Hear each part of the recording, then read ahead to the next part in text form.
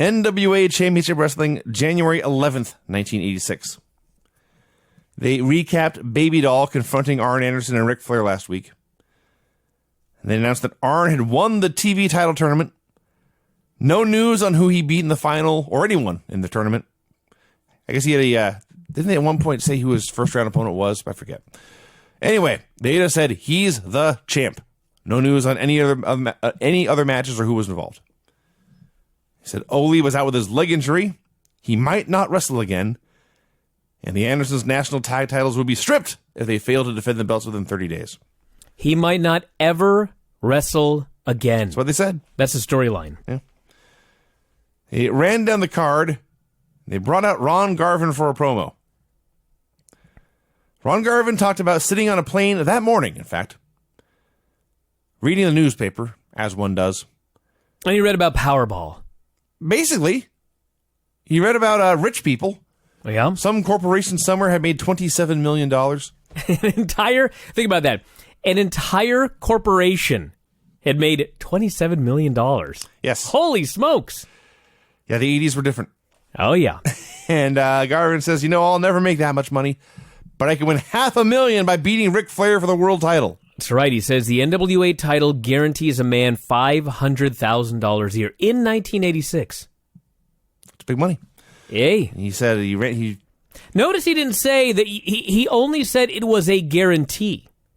That did not mean that if you were an undercard wrestler, you could not make $500,000. That's true. But the NWA title guaranteed you a $500,000 a year. Cash up front. Maybe $500,000 for every time you defended it. Could be. We only know his, what's it called? The downside.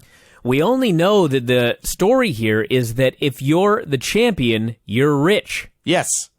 That's the bottom line. Yes. You make more money being champion than you do not being champion. And he didn't say anything like, I'm in poverty. Yeah. Without this job, I'm fucked. I'll be working house on the damn railroad. Yes. No. He makes a lot of money now, but he'd like to be guaranteed a $500,000 by winning the championship from Ric Flair. That's right. Italian Stallion and Rocky King versus Ivan and Nikita Koloff. God, the woman shrieking for Rocky King. Some women like Rocky King. Had to be like his mom. They did a spot at the beginning where Ivan and one of the guys were wrestling, it doesn't matter. But Ivan tags out Nikita, and the other guy also tags out, and somehow the referee missed both those tags and ordered the men back out to the apron. Squash matches, everyone. Weird, random squash match stuff. Nikita Koloff was awesome. He did very basic stuff like punches and kicks and forearms and stomps. But every time he kicked a guy, you thought, God, that was a great kick. That was a great stomp. Look at that forearm he threw. Everything he did looked great. And I love this finish. It's a squash match. They're beating up Rocky King. They've got him isolated. They're double teaming him for a while. And Ivan misses the big elbow. And this is Rocky's one chance for freedom and glory to escape. Well, a hot tag at least. Or a hot tag. His one chance to flee. His one chance to let his partner take the beating. That's right. So he says, I'm going to go through Ivan Koloff's legs and make this tag. And he tries to crawl through Ivan's legs, and Ivan won't let him. He pinches his legs together. He closes the gates. That's the counter. It is. When a man tries to run between your legs, close your legs. Yes. And he closes his legs right on Rocky's head, and he tags in Nikita, and Nikita hits the sickle of death, two of them actually, and pins him. That was great. And then the Russians, including Crusher Khrushchev, they cut a promo. I always knew that Crusher Khrushchev was spelled with a K, the Crusher and the Khrushchev. I did not realize that the Crusher was K-H-R-U-S-H-E-R. See, so I said on the graphic. I was so focused on getting his last name right, I didn't pay attention to his first name. No, it's Crusher Khrushchev. That's even more Russian. So they explained... But here's the key to Crusher Khrushchev. Mm-hmm. If you go back in our archives, you can see an interview that we did with Nikita Koloff. Do not listen unless you don't mind the gimmick being killed. Right. Okay? Well, this guy was not a Russian. No. But you know what? He went out there and he tried to be a Russian. He had the fake Russian accent, which was thicker than Ivan Koloff's real accent. Yes. And meanwhile, there's Crusher Khrushchev. Didn't try. Well, that's what I thought. But the reality of the situation is he was supposed to be a Russian sympathizer. That's true. He was an American character, yes. Yeah, so he wasn't really a Russian. Right. But the key is, like, they never tell you that on television. You just watch a TV every week and you're like, this guy is the worst Russian I've ever seen. The key was he wasn't supposed to be a Russian. He was an American who had turned his back on his country. Yeah. Now he was Crusher Khrushchev.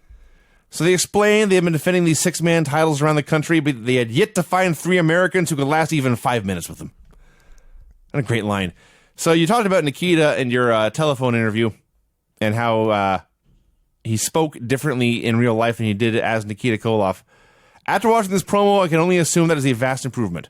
It was supposed to be bad. I think he was speaking English.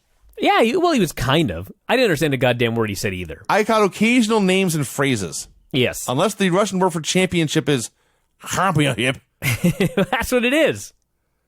You just forget to use consonants every once in a while. It is when you're Russian trying to speak English, I and see. it's not your first language. It comes out funny. Yeah. So that was that. It was intense. I'll say that. Tully Blanchard versus Mac Jeffers. God, the Jeffers boys. They are on every show. Hey. You want to talk about 2 guys who, if you don't succeed, try again. The fucking Jeffers boys. And you know what? They're on. It's funny, I was thinking about these jobbers. And when we first started watching the show, you see these jobbers and you're like, God, look at these guys. I mean, they got no hope. They're not superstars. They look terrible. But then here we are. We've been watching for like 3 months. These goddamn guys work every single show. Yes. They're not doing too bad. No. Got a lot of work, these Jeffers boys. And Jim Jeffers, by way of losing every match he wrestled, got himself a television title match. That is, you know what, you're right. So. I don't know why Mac didn't. That's bullshit. Well, Mac had a chance here against, I believe, the former champion. He got Tully. Maybe if you got a win here, maybe he would have gotten a title shot. He didn't get a win. Tully, really? Because of all of the wins that Jim Jeffers got? I don't have As an answer. in none? I don't have an answer. Tully beat him with a slingshot suplex. Hey. JJ is now Tully's manager. That's right. And I was so impressed because all he did was lurk around ringside and look intimidating. He didn't actually do anything. But just by looking intimidating, everybody was very upset. And I was like, this is great. You don't have to interfere in every single match. Then we got the next match. First, there's a promo. Arn Anderson cut a promo. He is now the TV champion. He's also one half of the tag team champions. The national national tag team champions. I must clarify.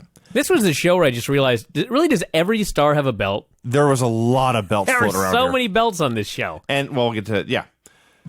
But at least every belt holder, let me just say something about all these belts. There's a lot of belts in WWE. There's a WWE title. There used to be a world title. There's way more on this show. Used to be, I know, but my point is, there used to be a U.S. title, there used to be an IC, or there's a U.S. IC, European, and there's a tag titles. hardcore. Whatever. Yeah. It was too many. Remember we used to always say it's too many belts? Mm-hmm. I learned from watching this show, it wasn't that there were too many belts. It was that there were belts that were useless. That's true. If you were the U.S. champion, you were guaranteed to lose most of your matches. It's changed a little now. But on this show, there were 95 champions, but at least every guy that held the belt was a champion. He defeated men. It didn't feel like overkill. Right. You were thinking, like, why are there so many champions? Mm-hmm. But it didn't feel like too many like it did when WWE, when there were less champions, but a lot of those champions were geeks. The men who are champions on the show win all the time. Yes, they were deserving champions. Yes. So the belt seemed prestigious. They were more important. Yeah. Because winners held them. Yes. Even if more than half the actual roster had a title belt of some kind. Or a trophy. There was also a trophy. There were trophies, that's right. Had. So Arn's got his 2 belts. He vows Ole will return and he will defend the tag belts as long as they wanted. And also, now that he's the TV, and this is important, he is now the television champion. And he's going to defend that title on every week. He's going to be a fighting champion. Unlike Dusty Rhodes, who can only talk a big game. That's right. So he promised to be a fighting TV champion, giving the people what they want every week on television. A great promo, and I love Arn Anderson, and there's more to come on that. And they are the 4 horsemen, he said. And Ole will be back within 30 days, he claimed. Absolutely. After they claimed at the beginning of the show his career might be over. Arn goes, I'm his kin. I got the scoop. Barbarian versus Art. Say it. Can't you say it with a straight face? Art Pritz. Art Pritz. What the fuck is an Art Pritz? You know, he's standing there. He's tall. He's skinny, fat, and he's balding. And I'm thinking, oh, this is going to be a glorious jobber. And then he was sadly competent. He just got beat up and got pinned. I was waiting for him to like trip running the ropes or fall down throwing a punch or do that bit when you're running the ropes and your head slips out and you almost close on your own head off. No, he just got beat up and pinned with the headbutt. Yep. Paul Jones was out there and he waffled Art Pritz outside. Mm-hmm. Barbarian diving headbutt. Anyway, let's talk about the real important thing in this match. Yes. They're still looking for dream matches. That's right. For the upcoming show. And I presume that they're lying. But David Crockett gave the address. And he said that make sure that you send a postcard. I guess they don't want letters. Well, so you have to open them. Yeah, they received 20,000 letters already. That's what they said. 20,000 postcards have arrived. Mm-hmm. Now, I don't know if that's true. In fact, I highly doubt it. But even if they got like 5,000, can you imagine? Do you think that if WWE on Raw asked for you to email your dream match, you think they'd get 5,000? Via email? They would if they asked you to like just tweet. But to take the time to compose an email and send it to WWE, you think they get 5,000? I actually do. Really? Sending an email is easy. And obviously, the email was not an option in 1986. If you asked in 2016, fans, please send a postcard with your favorite dream match, they'd get 100. 8. Maybe 8. And I love that you had to label your postcard "Dream Match." Yeah, it's like, otherwise it may go to the wrong department. Well, it's like sending an email saying Brian and Vinny contest. Well, so you know that's right true. Yeah, so they can get sorted right away. Magnum TA versus Thunderfoot. It was boring, but it was worth it. Magnum's doing arm ringers and arm bars, and David Crockett is throwing out pearls of wisdom such as Thunderfoot trying to figure out what to do. And it goes too long, and it's boring, and then suddenly Magnum snaps off the belly-to-belly out of nowhere, and there's no other way to put this. David Crockett orgasms. Vinny, must we? He just screams out, and then screams, he is some man! What he said, his exact quote after the belly-to-belly, was, America's heartthrob, he is some man. Yes. So he said, he is some man. By the way, in the entire time that I've had this email account, which has been about 8 years, 290,000 emails. Yes. They got 20,000 postcards in 2 weeks, they claimed. I see. It's pretty impressive. Pez Watley versus George South. David Crockett outright called Pez Watley, and I quote, the best black wrestler in the world. The greatest. Was greatest? Yes. I will amend my notes. Now, one way or the other, remember that. Because that's going to turn into a storyline. I looked that up, and apparently it is going somewhere. Because it was so outrageous. Because it's a silly thing to say anyway about a guy who is buried this deep on the roster. It was 85. It was the mid-'80s. But still, Junkyard Dog, Tony Atlas, there's no one in the world with black skin who was a better wrestler than Pez Watley. No.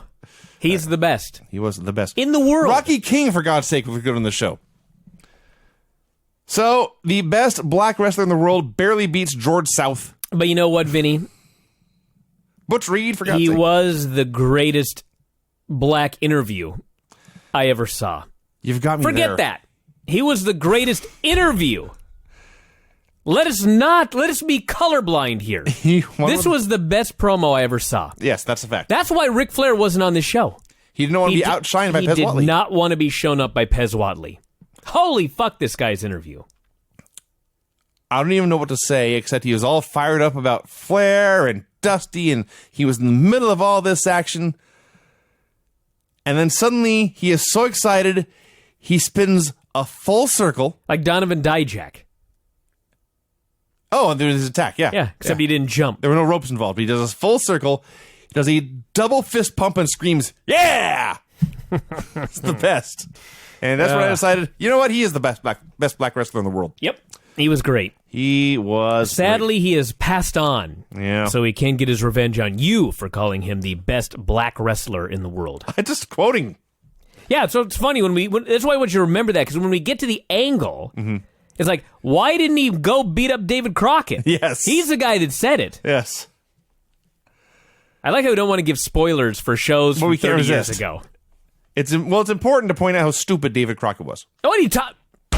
Oh, my. Don't make me fire you. David Crockett is my hero. Okay? He's the best. I don't give a shit what anybody says. When this guy's calling matches, there's a match. There was a point in here where I described him as the very best at being the worst. It was the Midnight Express versus Bill Mulkey and Big Bill Tab, which we're going to get to in a minute. David Crockett, as Tony is explaining a storyline to the millions watching at home. And there were millions watching this show. Yes. As Tony Schiavone is explaining a storyline to millions of fans, David Crockett says, "Stop!" so that he can watch a Bobby Eaton leg drop. Yes. And when Bobby Eaton hits a leg drop, he goes, "Continue." It wasn't quite that formal. I wrote down those quotes. It was, "Watch out, watch out." And Eaton does his move. And David says, "Go ahead." Yeah. We had to stop so we could be silent as Bobby Eaton did his elbow, whatever it was. He is so into the matches. It's amazing. Dusty Rhodes did a promo saying, "Yes, it's true." And he's standing there with Baby Doll right next to him. And Baby Doll has a facial expression. She has the exact same smile on her face at all times. Dusty says, "Yes.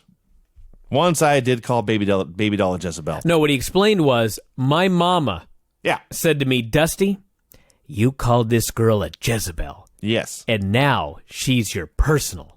What's going on?" And he said, "Mama, there's good Jezebels and there's bad Jezebels. And Baby Doll's a good Jezebel."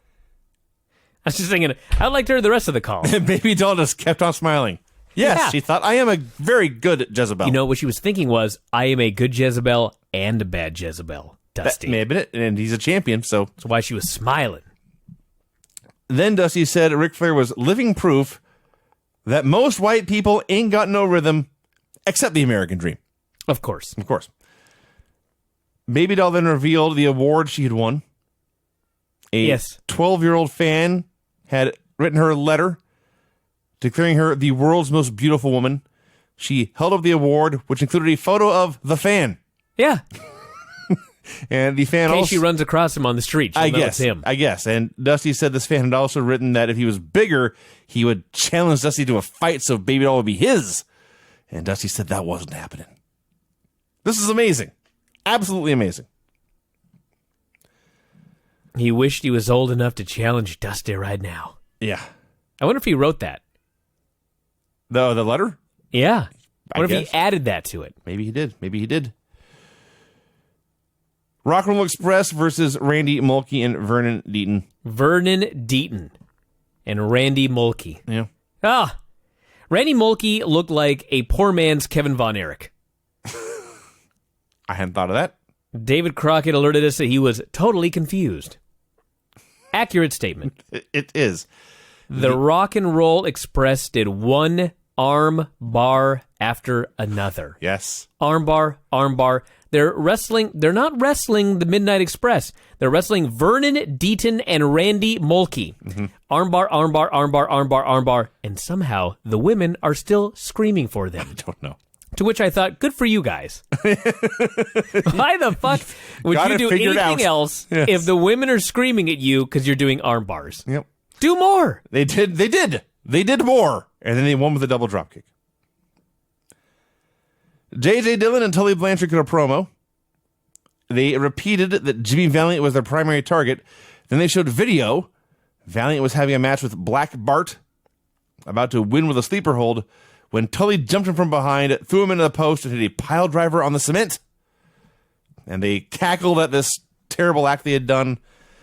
And they said Valiant's career was probably over, and Dusty Rhodes and Magnum TA were next on the list. Oh, man. Ron Garvin versus Paul Garner. I'm not certain that Paul Garner was not also Art Pritz. He may have been. Two tall, skinny, fat men dressed in black. I love that we got a reference by David Crockett to his favorite hold, the sugar hold. That's right. Which is now mentioned on mini shows. Yes. And I think it's a different hold every time, too. I'm pretty sure.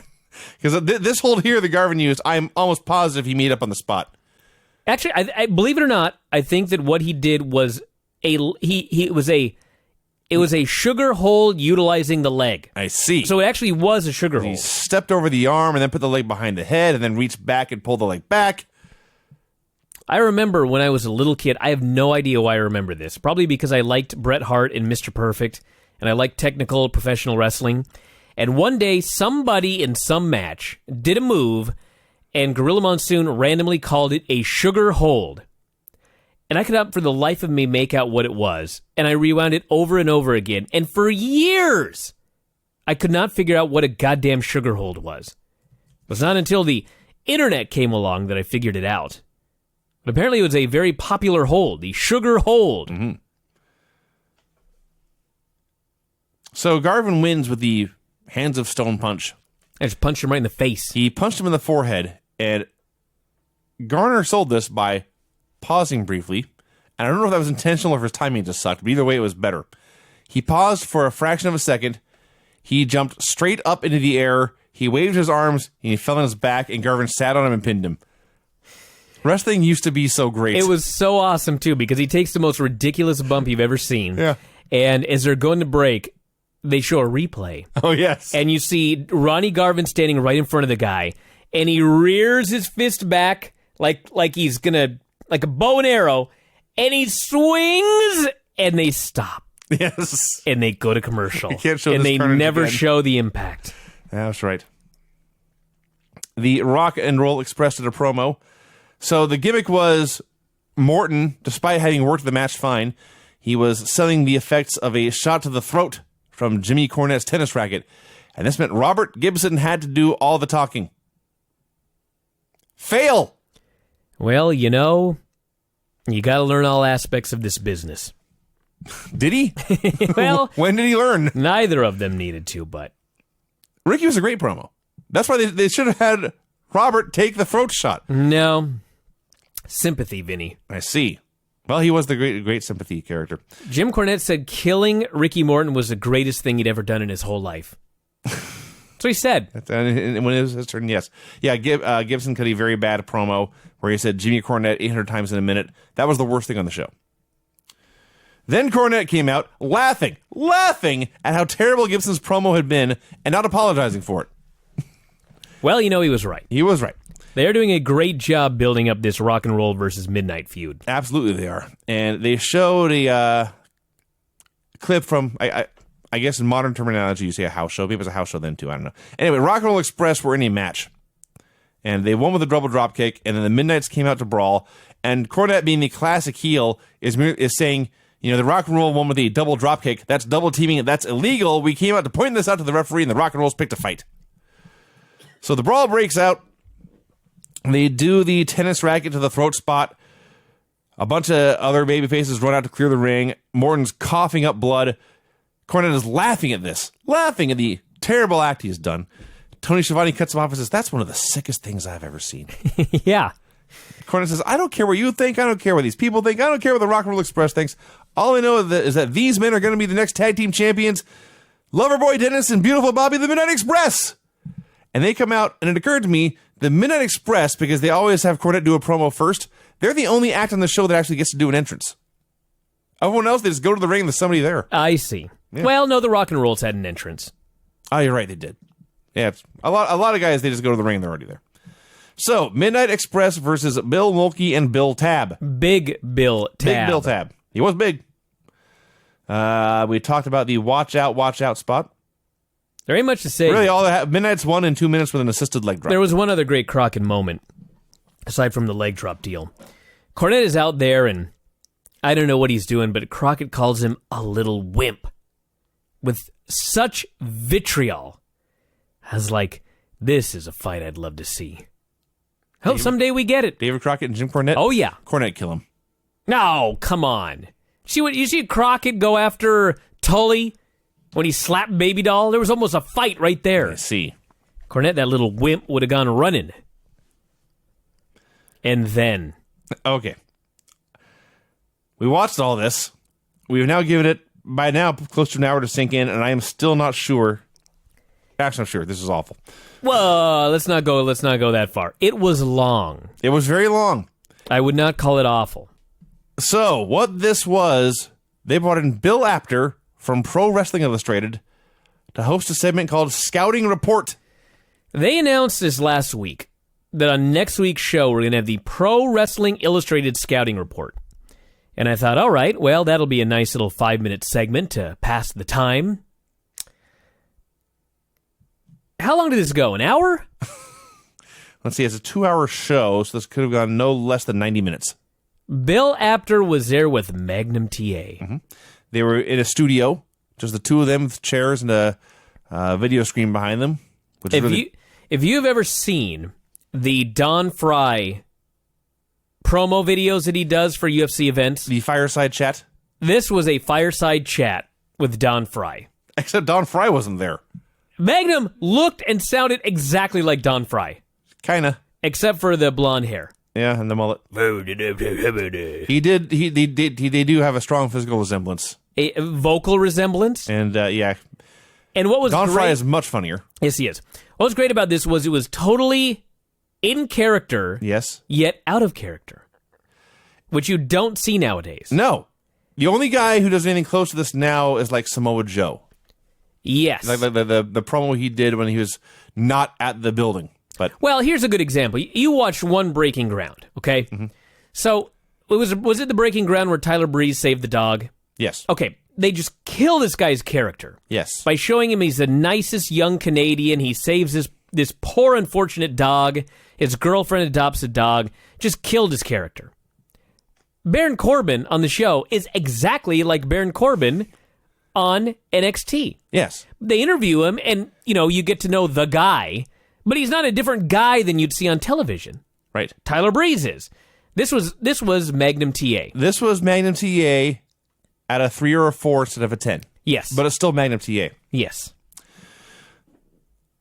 So it starts off just as an interview. And Bill says, Magnum, 1985 was a darn good year for you. It was a darn good year. Magnum said he had come close to beating Ric Flair for the world title several times in 1985, and his goal for 1986 was to get that job done. They started talking about the TV title tournament, and they did the worst highlight video ever of clips from that tournament.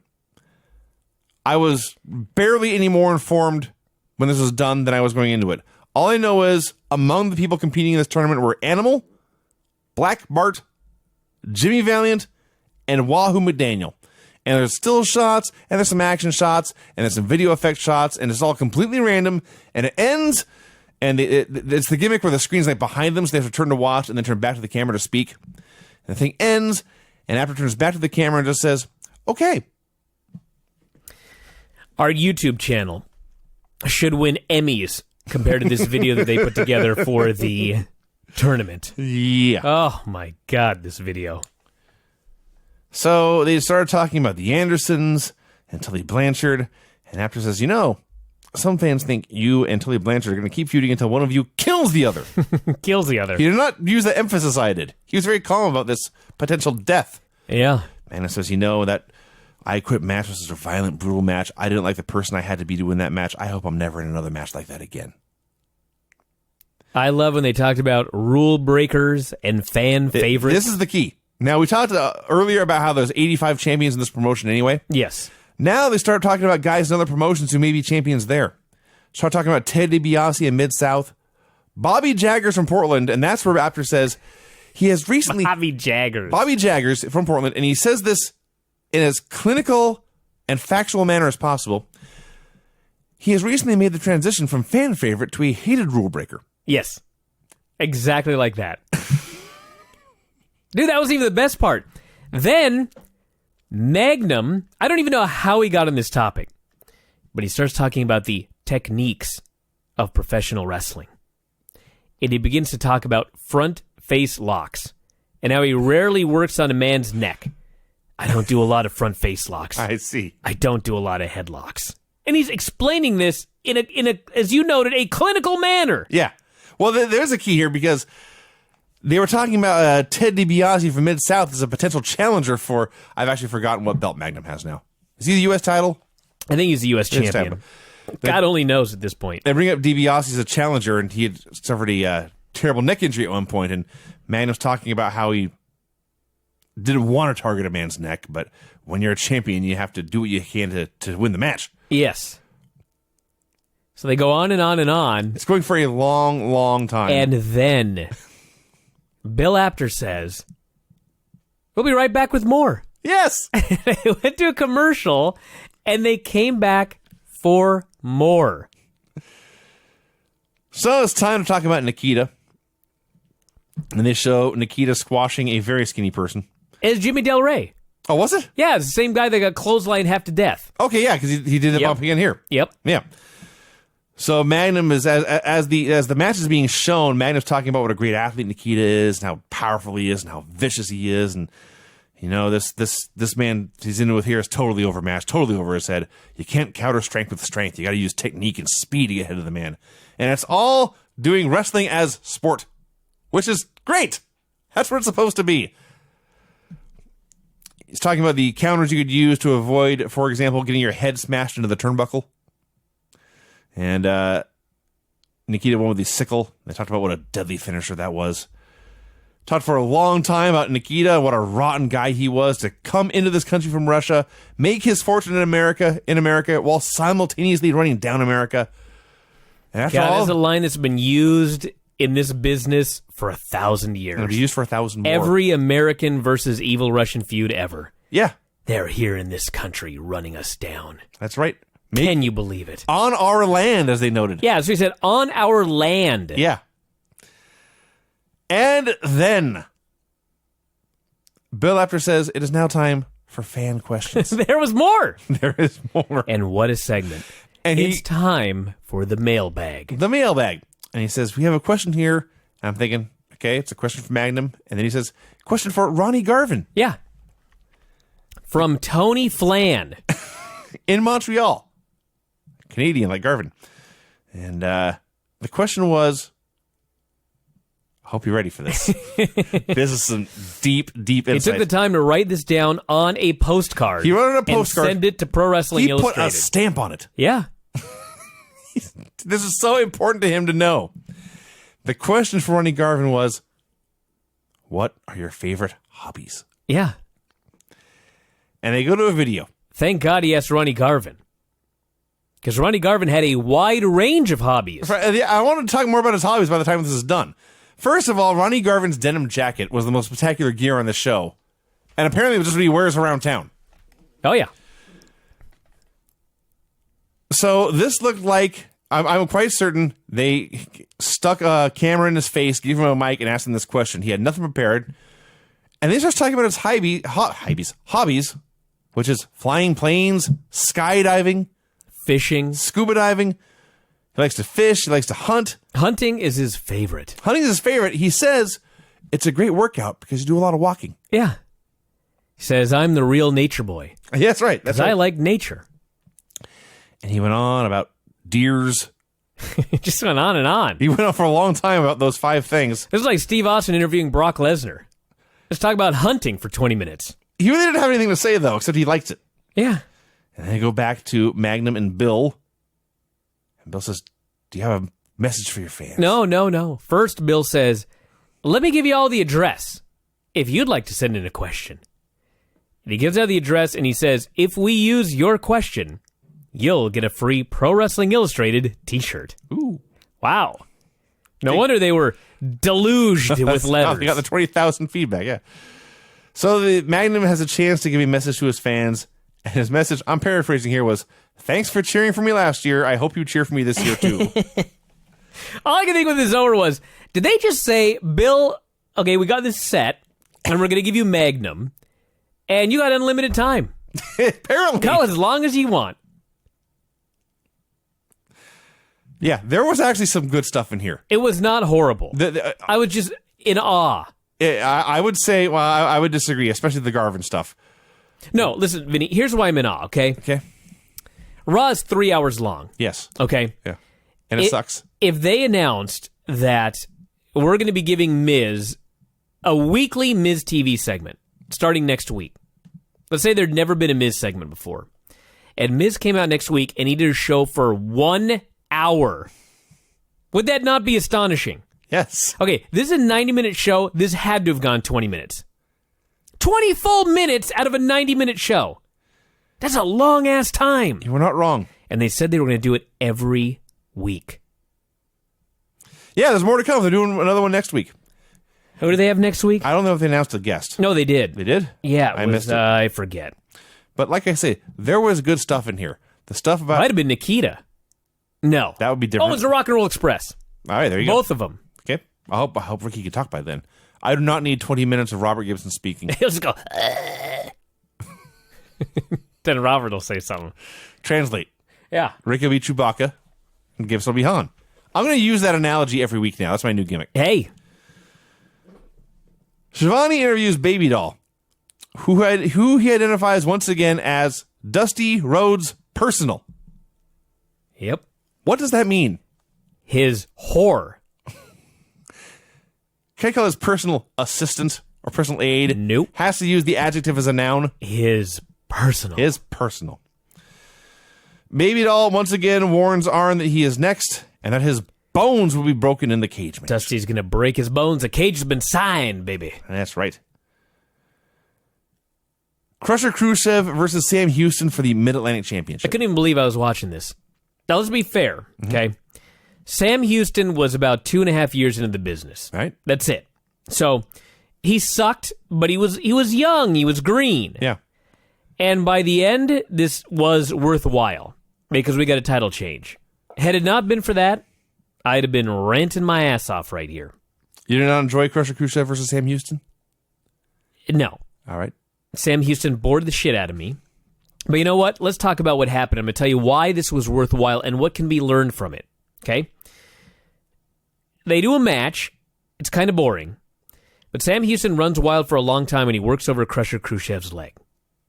Khrushchev can barely walk. He's limping. Mm-hmm. He's in deep, deep trouble. So they go outside for the greatest spot ever, which is the Crusher gives Sam Houston a press slam on the floor. I know what you've got in your head. That is not what happened here. He lifted him over his head, and then he just let go of him like the Ultimate Warrior, and Sam Houston had to pretend like he landed on his face. On the cement. Ah! He landed on... I guess to his credit, he only landed on one of his feet. He kind of landed on one foot and then sort of just fell down. Did a push-up down. Yeah. Yeah. They get back in the ring. Khrushchev hits the Russian sickle off the top rope. David Crockett. Look out! No! David Crockett reacted as if a fire had broken out in the stands and fans were running around on fire. Now, he hits the move, but his leg is still hurt. And so he can barely crawl over, and he barely makes the cover with one arm, but Sam Houston kicks out. And Khrushchev leaves his arm on the guy, and the ref counts like 4 times. And this guy just keeps lifting his shoulder every time. Finally, and maybe it took so long because the Road Warriors missed their cue, I don't know, but the Road Warriors come out. The Russians are out there. The Road Warriors run wild. Khrushchev throws Houston outside. Animal throws him back into the ring, onto Khrushchev, and then he holds down Khrushchev's leg, and Sam Houston wins the championship. Sam Houston! Yes. Has beat Crusher Khrushchev for the Mid-Atlantic Heavyweight title. All the babyfaces hit the ring, clear the ring. Nikita's ranting and raving. Let me tell you what can be learned about this. It was an upset. Correct? Oh, yeah. The underdog won, correct? Fact. Okay. Even though Sam Houston was the underdog, and even though it was a fuck finish, before the finish, Sam Houston had nearly broken the man's leg. Yeah.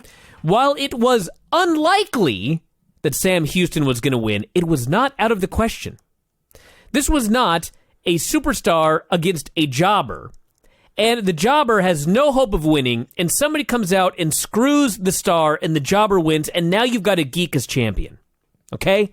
Maybe he's a little bit of a weak champion, but he'd almost beaten the guy before the whole screw job came down.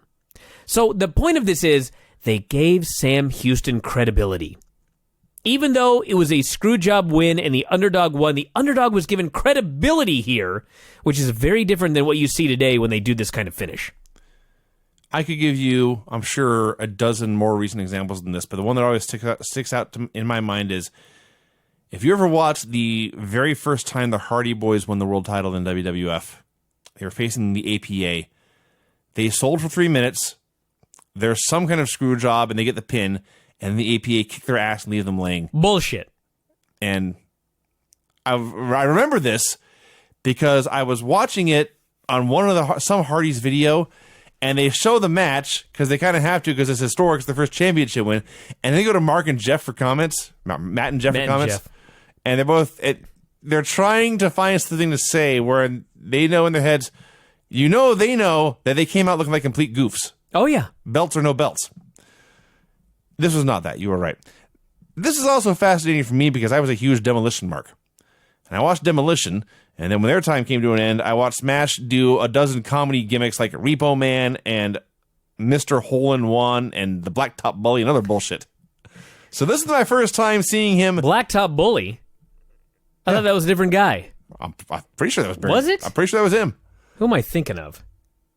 I don't know, but this is my first time seeing Barry Darso as a serious singles guy. So that was just fascinating to see. It was, yeah. Yeah. And who am I thinking of? I don't know. The match was, I did not hate it as much as you did, but it was not great. I didn't hate it. Yeah. It was just boring. This was not as boring as that Rock and Roll Express match. Or most of that Magnum TA match, actually. So, yeah, huge brawl. When it was done, all the babyfaces clear the ring, the Russians vanish, and the Road Warriors cut a promo vowing to get revenge on the Russians, challenging them, I believe, to a chain match. Time for the main event. Let me say something before we get into it. Sometimes we will be fixated on a guy, and the next thing you know, something really cool happens with the guy. And my gimmick is to say it's because of us. This right here is proof that 99% of the time it is not because of us. Because Arn Anderson versus Jim Jeffers was not booked because of our reviews of this show here in 2016. That's true. But it goddamn sure seemed that way. When they said Arn Anderson is defending the TV title in the main event and his challenger is Jim Jeffers, I was like, if anything, this is proof of God. When I was 11 years old, he booked this match for me when I was 40. Yes. How the fuck did Jim Jeffers earn a championship match? Well, that's the key. Because you will recall, earlier on the show, Arn Anderson had vowed to be a fighting champion. He was going to be entertaining the people with great wrestling matches every week and come out on top. An hour goes by, and here he is against Jim goddamn Jeffers. And it's even better. That's the opponent he found. It's even better. Baby Doll is out there doing commentary. And obviously, it's Dusty versus Arn. Yeah. And so Baby Doll is rooting for Jim Jeffers. Now, keep in mind, the match is only about a minute. So she's rooting for him very, very briefly. And he does something, and then, I don't know what happens, but all of a sudden, Baby Doll is just like, Jim Jeffers should have taken better advantage of that situation.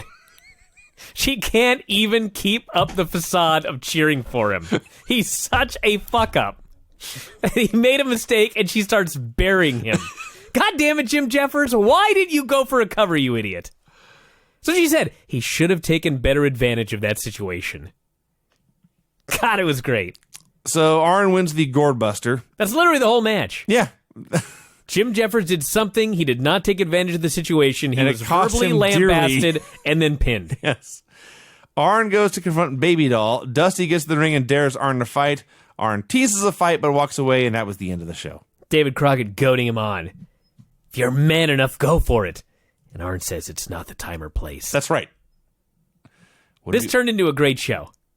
Oh, I thought it was a great show almost all the way through. I wasn't sold on it for the first few minutes. Even the horrible stuff was still great. Maybe not the Rock and Roll Express match. That was nothing great about that. And certainly not the promo. I don't know. I just was like, I've seen so many squash matches. The show started out and it was just, here we go. A bunch of damn squash matches. Russians versus Italian Stallion and Rocky King. Tully versus Mac Jeffers. Art Pritz versus the Barbarian. I just wasn't into it, but goddamn, it turned around. Probably that Thunderfoot match is where it really turned around for me. America's the heartthrob. What a man. He is some man. He is some man. You know what? He was some man. That's a fact.